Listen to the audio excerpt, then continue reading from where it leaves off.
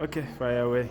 So Cop and a Half was born pre-COVID. We were saying, let's not sit around anymore, let's just make something. Like we can't wait for people to make things that we want to make. So we shot a little proof of concept over 2 days. We got our friends and family to like give their time, amazing talented people. We shot this proof of concept and then COVID hit. So we lost 2 years, nothing happened. And then after COVID, suddenly there was a bite and interest, and we had like 6 weeks to make the movie. And that's where a lot of these colorful characters were born, from that initial proof of concept.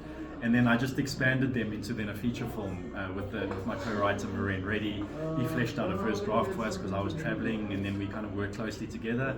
And that's how the story was born. Everything else evolved around the characters. It was all about the characters from the start, like just as many colorful South African characters as we could find, and all their intertwining stories.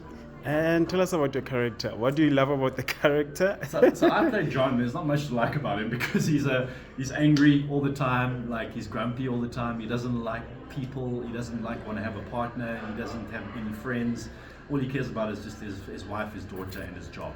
And then he gets thrown together with Trevor's character, who's just completely the opposite, who's just loud and says inappropriate things. And the last person that should be paired up with John is paired up with John, and they now need to take down drug underworld. So it's just fireworks after that.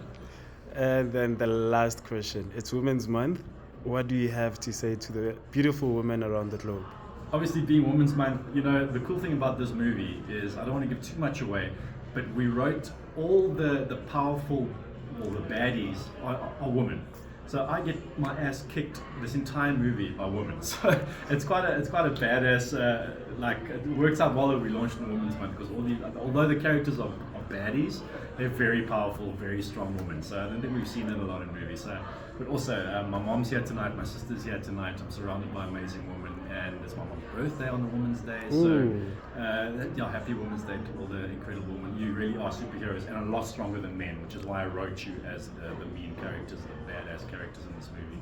And then I know I said that was the last one, but from presenting to acting, how was the transition for you? So funnily enough, I started in theatre acting, and then I went to presenting, which wasn't on the bingo card, and then I went back to acting. So a lot of people don't know I actually started out acting, put in theatre and short films and stuff like that. So obviously the transition wasn't that hard.